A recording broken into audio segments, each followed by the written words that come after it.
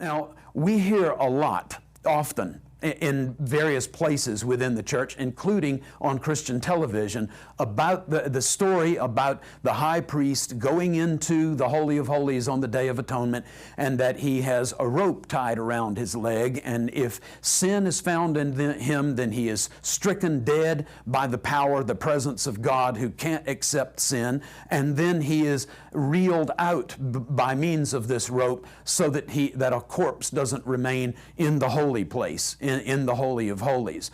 Where exactly does that come from? I've asked people all over. I've even asked guides and others in Israel, and they'll say, well, for sure, it's in the Talmud somewhere. People here in the United States, well, it's in Josephus, or it's somewhere in the Dead Sea Scrolls. Some people will even say, well, yeah, it's in the Law of Moses. Here's where that story actually comes from.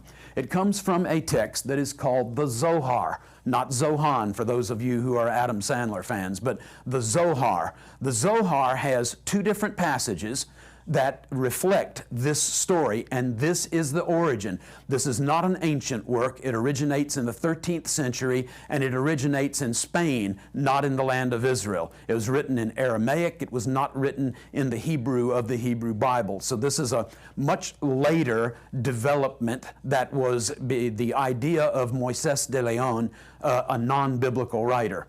Rabbi Yitzchak says a chain was tied to the feet, notice chain and feet, plural, of the high priest when he entered the Holy of Holies, so that if he dies there, they will take him out, since it is forbidden to enter there. Well, how did they know whether he was alive or not? We're told apocryphally in the church that, well, they don't hear the bells tinkling any longer. This isn't even a part of the story that we get in either version in the Zohar.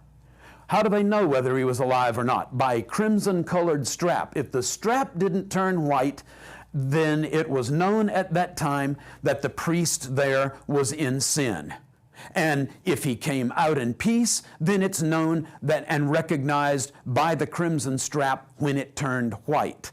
Then there was joy among the higher and lower beings, the angels and human beings, and if not, then they were all, angels and men, in sorrow and knew that their prayer was not accepted. So if the ritual of the Day of Atonement, according to the Zohar, is not carried out properly, then our prayers are not accepted before God. This is really fascinating because we have had no temple and no high priest and no ritual like is described in Leviticus chapter 16 ever since the year AD 70. So if we accept this version of whatever was supposedly supposed to have happened back in ancient times, then we've got to recognize that since the year AD 70, no prayer has ever been heard, Jewish or Christian, has ever been heard by God, because the ritual of the Day of Atonement was not completed, has not been completed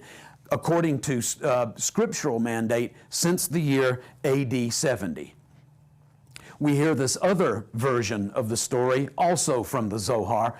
Then he aims to enter another most holy, lofty place, namely the Holy of Holies. Day of Atonement, high priest, going into the Holy of Holies.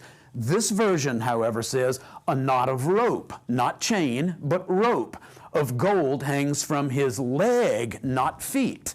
So we've got two different versions of the same story in the Zohar, but they contradict on very fundamental points. Not only that, from fear that perhaps he would die in the Holy of Holies and they would need to pull him out on account of this rope. We don't even have a part of the story, the first version of the story in this version, that is, how do we know that sin has been remitted or forgiven? And that's when the crimson strap turns white. This is not a part of the story. So we've got several major components of the story either missing or at variance in the second version of the story.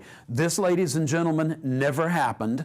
It's not recorded in the material from the early rabbis. It's certainly not in Josephus. It's not in the Bible. It's not anywhere. This version, this story, comes from these two versions in the Zohar, a work that came 13 centuries after Jesus walked the earth.